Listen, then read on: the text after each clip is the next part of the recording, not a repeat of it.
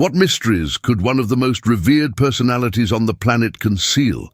What shocking confession did Mother Teresa make at the end of her days? In this video, we delve into the revealing statements of the iconic Mother Teresa before her passing, exposing a secret that could radically alter our view of the Saint of Calcutta. No one has captured the public's imagination like her. Her total dedication to caring for the most disadvantaged in Calcutta made her a symbol of kindness, compassion, and mercy.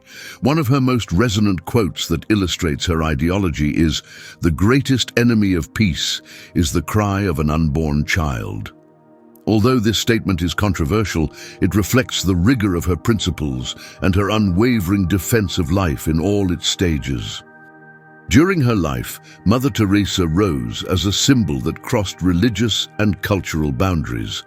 She was a woman whose steadfast faith and unconditional devotion moved millions worldwide. She founded the Missionaries of Charity, an order that continues to expand her work to assist those in need in various countries. However, despite her apparent public perfection, Mother Teresa faced periods of doubt and inner conflict. In the final stage of her life, she shared a secret that could definitively change the image we have of her. This confidence, which she guarded closely until her death, reveals a more earthly and fragile side of the Saint of Calcutta. Saint Teresa of Calcutta, canonized in 2016, always presented a complex and diverse public image. Widely admired for her altruism and charitable work, she was awarded the Nobel Peace Prize for her tireless fight against poverty and suffering, seen as major threats to peace. Throughout her life, she received numerous honors and was one of the most venerated figures globally.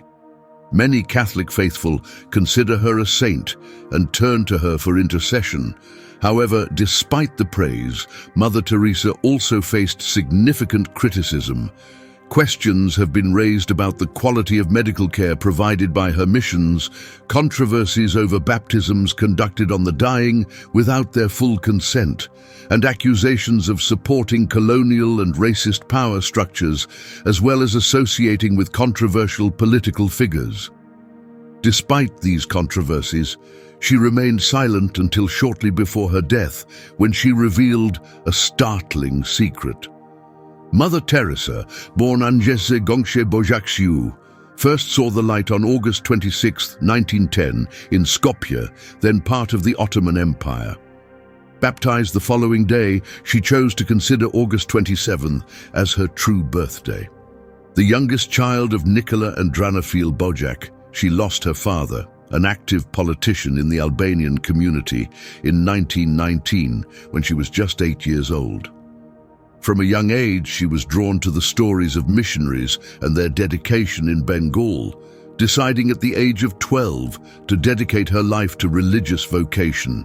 This decision solidified on August 15, 1928, while she prayed on her knees at the Black Madonna Shrine in Ethnis, a place she visited frequently during her pilgrimages. At 18, in 1928, she bid farewell to her family and began a journey to the Loreto Monastery in Rathfarnham Island to join the Sisters of Loreto. Her goal was to learn English, the language used for teaching in the Sisters of Loreto mission in India, where she dreamed of becoming a missionary. Unfortunately, she never saw her mother or sister again, as her family remained in Skopje until 1934 before relocating to Tirana.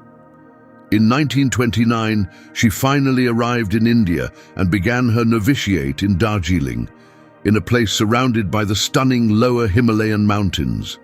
There, she dedicated herself to learning Bengali and started teaching at St. Teresa's School near her convent. On May 24, 1931, she happily took her first religious vows, inspired by the patron saint of missionaries, Thérèse of Lisieux, and decided to take the name Teresa. However, since another nun had already chosen that name, she opted for the Spanish version. Mother Teresa's missionary vocation was solidified on May 14, 1937, when she took her solemn vows while working as a teacher at the Loreto Convent School in Entally, east of Calcutta, and assumed the title of Mother. For nearly 20 years, she dedicated herself to teaching at this school, where she was appointed principal in 1944. Although she enjoyed teaching, Mother Teresa began to feel restless due to the poverty in Calcutta. This concern grew stronger during the Bengal famine of 1943 and the violence of Direct Action Day in August 1946, intensifying her desire to help those most in need. During a train journey to Darjeeling in 1946, she experienced a powerful inner call to dedicate herself to serving India's poor. Driven by her faith in Jesus, she requested and obtained permission to leave her position at the school. In 1950, Mother Teresa founded the Missionaries of Charity, choosing a white sari with blue borders as the congregation's uniform. On September 10, 1946, during her annual retreat at the Loreto Convent in Darjeeling, she experienced what she would later describe as the call within the call.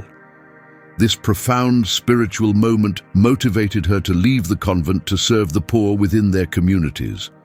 She perceived this inspiration as a divine command, impossible to ignore without compromising her spiritual integrity.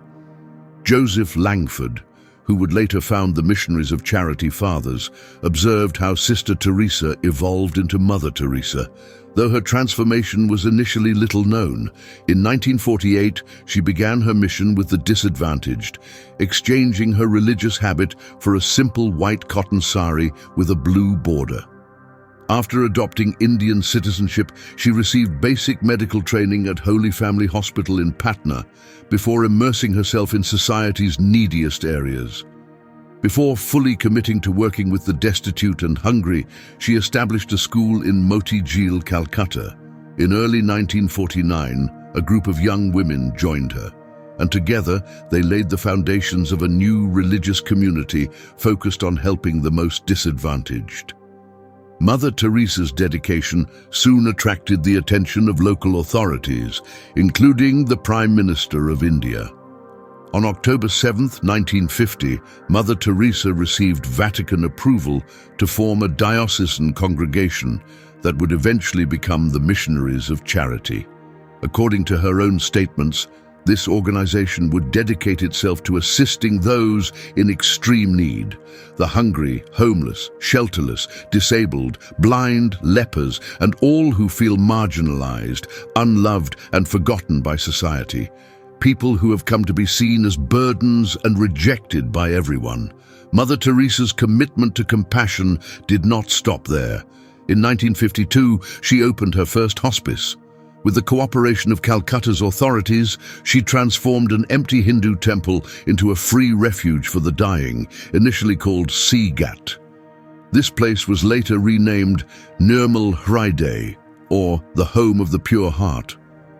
Those who were welcomed into this facility received medical care and the opportunity to die with dignity, respecting their religious beliefs. For example, Muslims were given the Quran, Hindus received Ganges water, and Catholics were offered the sacrament of the anointing of the sick. Mother Teresa considered these deaths as beautiful, allowing individuals who had lived in misery to say goodbye to the world surrounded by love and compassion. Additionally, she founded a hospice specifically for leprosy patients, which she named Shantinagar, or City of Peace. Under her guidance, the Missionaries of Charity established leprosy clinics throughout Calcutta, providing medical care, bandages, and food to those in need. With the increasing number of street children, in 1955, Mother Teresa opened Nirmala Shishu Bhavan, the home of the Immaculate Heart for children, offering a refuge for orphans and homeless youth. The religious community saw an increase in members and contributions, which enabled the establishment of hospices, orphanages, and centers for leprosy patients throughout India. During the 1960s, Mother Teresa expanded the congregation's presence internationally, opening a new center in Venezuela in 1965 with 5 members. Subsequently, establishments were founded in Italy, in the city of Rome, as well as in Tanzania and Austria. Throughout 1968 and into the 1970s, the congregation began to establish itself in the United States and in various countries across Asia, Africa, and Europe. Additionally, in 1963, a branch of brothers was formed within the Missionaries of Charity, and in 1976, a contemplative branch of sisters was initiated. Mother Teresa welcomed Catholics, laypeople, and non-Catholics alike as collaborators in her mission, including the sick and those in need, as well as lay missionaries of charity. Responding to requests from several priests, in 1981 Mother Teresa founded the Corpus Christi movement for priests, and in 1983, along with Joseph Langford, she established the Missionary Fathers of Charity to align the vocational goals of the Missionaries of Charity with the capabilities of the priesthood. By 1997, the congregation in Calcutta, which had started with just 3 members, had grown to include over 4,000 sisters responsible for running orphanages, hospices for AIDS patients, and charity centers worldwide. These sisters dedicated themselves to assisting refugees, the blind, disabled individuals, the elderly, alcoholics, those in poverty, the homeless, and victims of natural disasters, epidemics, and famines. 10 years later, in 2007, the Missionaries of Charity had approximately 450 brothers and 5,000 sisters operating 600 missions, schools, and shelters in 120 countries. Mother Teresa described herself in various ways. She considered herself Albanian by blood, Indian by citizenship, and a Catholic nun by conviction.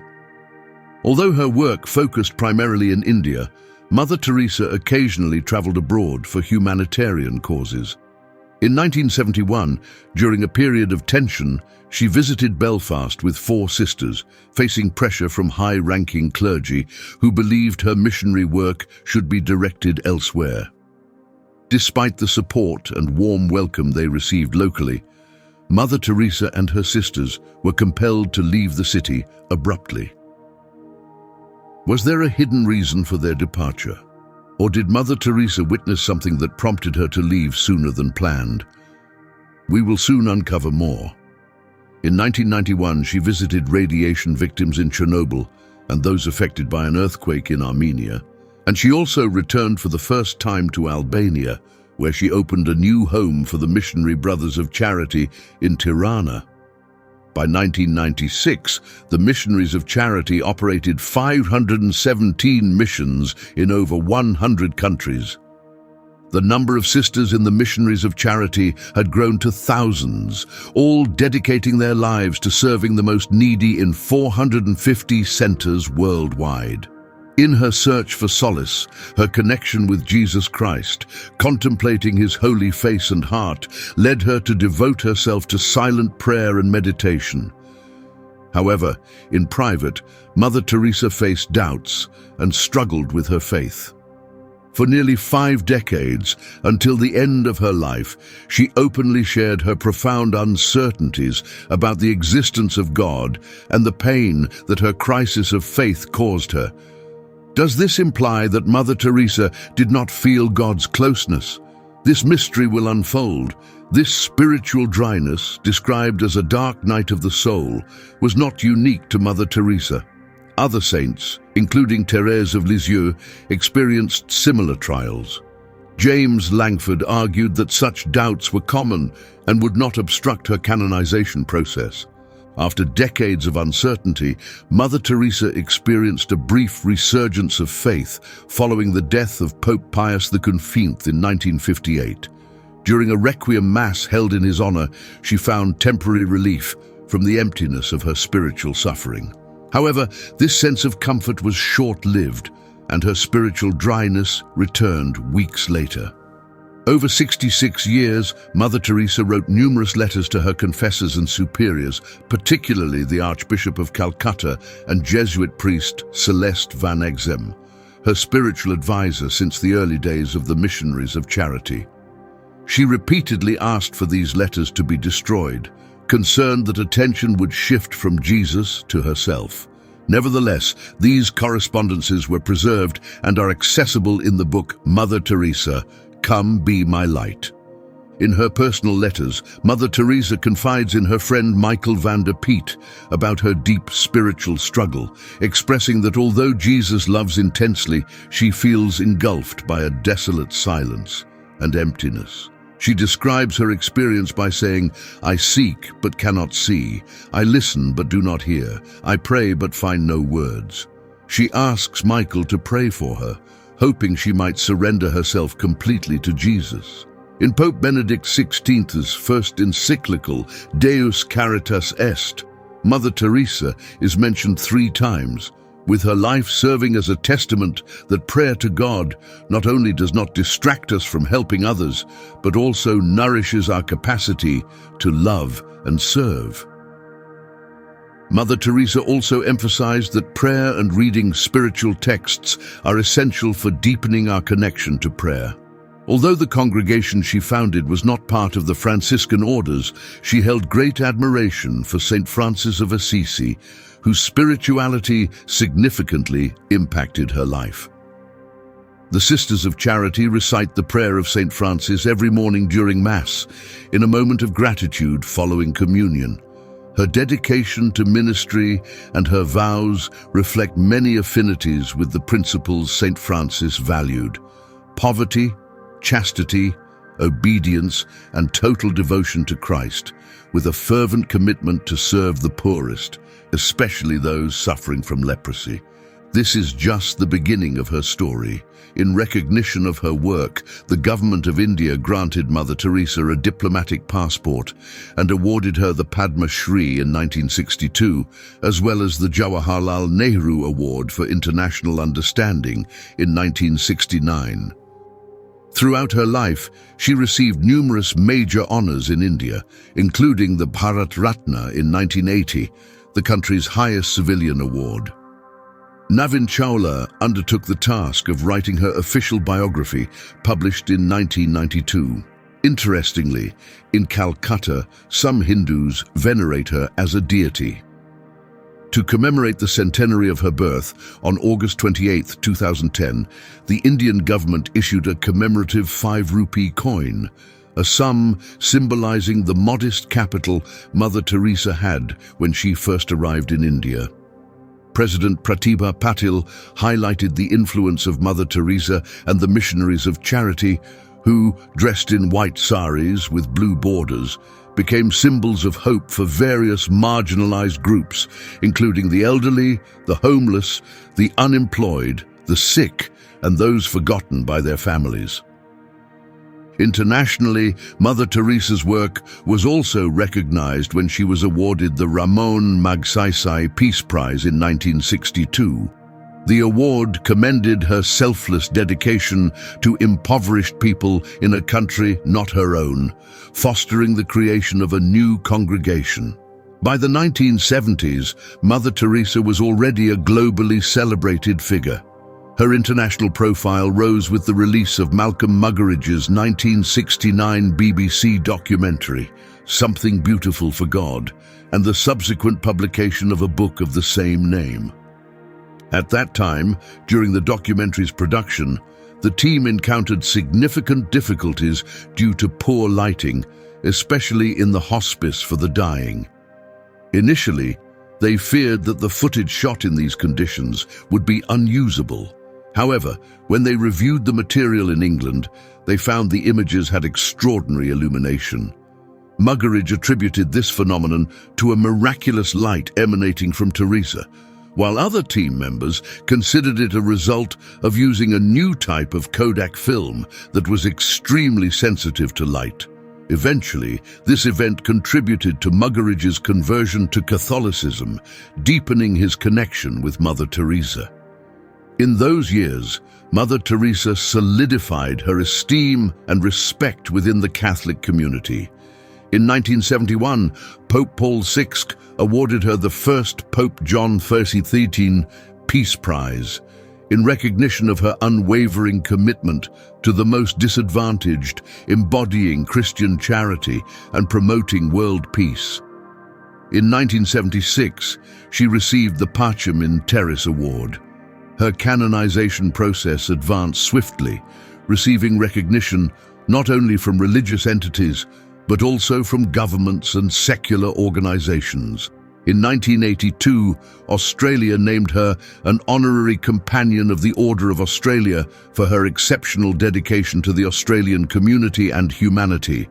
She also received multiple honors from both the United Kingdom and the United States, culminating in the prestigious Order of Merit in 1983. On November 16, 1996, Mother Teresa was named an honorary citizen of the United States, and 2 years earlier, Albania, her country of origin, had awarded her its highest national honor, the Golden Honor of the Nation. Her receipt of these and other accolades, including the Legion of Honor and the Order of Tiana, sparked controversies. Mother Teresa faced criticism due to her associations with controversial figures like the Duvalier family and businessmen involved in corruption, such as Charles Keating and Robert Maxwell. She even wrote a letter to a judge requesting leniency for Keating during his trial. Additionally, she was awarded honorary degrees from various universities in India and the Western world. In 1978, she received the Balzan Prize for her dedication to promoting humanity, peace, and fraternity among peoples. And in 1975, the Albert Schweitzer International Prize. During a visit to the University of Scranton in Pennsylvania in April 1976, she was awarded the La Exhorta Medal for her service to humanity. At that event, before an audience of 4,500 people, Mother Teresa urged everyone to connect with the neediest in their own communities, helping however possible with food or simply gestures of love and joy. She emphasized that the poorest are a reflection of Christ in his suffering, and that helping them contributes to our own spiritual growth. In August 1987, Mother Teresa received an honorary doctorate and addressed an audience of more than 4,000 students and members of the Scranton Diocese, highlighting the importance of performing small acts with great love in caring for those most in need. Throughout her life, she was one of the 10 most admired women, according to Gallup's annual survey, frequently topping the list throughout the 1980s and 1990s. In 1999, Gallup's survey named her the most admired person of the century, outpacing other candidates by a wide margin. However, not everyone shared this admiration for her. Mother Teresa also faced significant criticism. In India, opinions about her work were not uniformly positive. Arup Chatter, a doctor who worked in the slums of Calcutta in the 1980s, expressed criticism in his book published in 2003. Chatter claimed that he never saw nuns present in the areas he visited and criticized Mother Teresa's portrayal of Calcutta, accusing her of distorting reality. He also accused her of promoting a cult of suffering, exaggerating her mission's achievements, misusing funds and privileges, and mentioned hygiene issues like the reuse of needles, which, according to him, improved after her death in 1997. Between 2005 and 2010, while Bikash Ranam Bhattaria served as the mayor of Calcutta, he publicly questioned Mother Teresa's impact on the city's disadvantaged communities. He alleged that she exalted illness instead of combating it with effective treatments and misrepresented Calcutta as a place plagued by lepers and beggars. Later, the Bharatiya Janata Party, a right-wing Hindu political group, had disagreements with Mother Teresa regarding her support for Christian Dalits. However, after her death, they paid tribute to her and sent a delegate to her funeral. Just when it seemed that controversies had been left behind, Bhattaria opposed the government's decision to grant Mother Teresa a state funeral. Giri Kishore, then Secretary General, stated that her true devotion was to the Church and that her social work was of secondary importance, criticizing her for favoring Christians and performing secret baptisms on terminally ill patients. However, a cover article in the Indian bi-weekly magazine Frontline refuted these criticisms, stating that they were unfounded and did not affect the positive image of her efforts in Calcutta, highlighting her compassion, altruism, energy, and courage. The tribute's writer also questioned her stance against abortion and her supposed political neutrality. In February 2015, Mohan Bhagwat, leader of the right-wing Hindu group Rashtriya Swayamsevak Sangh, claimed that Mother Teresa's purpose was to convert the people she helped to Christianity. During a visit to Pope John Paul II in 1983, Mother Teresa suffered a heart attack in Rome. A second episode in 1989 led to the implantation of a pacemaker. In 1991, she faced further heart complications after contracting pneumonia in Mexico. Although she proposed resigning as leader of the Missionaries of Charity, the nuns of the order decided she should continue, choosing her again through a secret vote. In 1996, she fractured her collarbone in a fall, and 4 months later, she was diagnosed with malaria and heart failure. Even after heart surgery, her health continued to deteriorate. The Archbishop of Calcutta, Henry Sebastian de Souza, authorized an exorcism with her consent during a hospitalization for heart problems, believing she was possessed. On March 13, 1997, Mother Teresa stepped down as head of the Missionaries of Charity. She died on September 5, 1997. Her body was displayed in an open casket at St. Thomas's a week before her burial. The government of India, recognizing her altruistic service to the disadvantaged of all religions in the country, organized a state funeral. During the ceremony, Cardinal Angelo Sodano, representing the Pope, delivered an emotional homily. Mother Teresa's death was met with deep sorrow and shock in both secular and religious circles. Pakistan's Prime Minister Nawaz Sharif praised Mother Teresa as an exceptional figure who dedicated her life to noble purposes and highlighted her total commitment to the welfare of the disadvantaged, the sick, and the marginalized, holding her up as a model of service to humanity. Former United Nations Secretary General Javier Pérez de Cuellar remarked that Mother Teresa embodied the soul of the UN and was a symbol of world peace. The Vatican, meanwhile, confirmed as a miraculous act the healing of an abdominal tumor in Monica Bezra, an Indian woman who had a reliquary with Teresa's image placed on her. Bezra reported that a beam of light from the image cured her cancer. However, her husband and some medical professionals maintained that the remission was due to traditional medical treatments. In December 2015, Pope Francis validated a second miracle attributed to Mother Teresa, thereby advancing her canonization. This miracle involved the recovery of a Brazilian man suffering from multiple brain tumors. The investigation into this miraculous case began at World Youth Day 2013 in Brazil and concluded with a positive verdict from the Congregation for the Causes of Saints. Mother Teresa was beatified in 2003 and canonized in 2016. Thanks to these miracles, on September 4, 2016, Pope Francis declared her a saint in a massive ceremony in St. Peter's Square, attended by thousands, including government delegates from 15 countries and 100 homeless people from Italy. The canonization ceremony was broadcast live by the Vatican channel and also streamed online, allowing people from all over the world to witness this momentous event. In Skopje, her birthplace, a week-long celebration was organized in her honor. In Calcutta, India, where she dedicated her life to helping the most needy, the Missionaries of Charity held a special mass in memory of her canonization.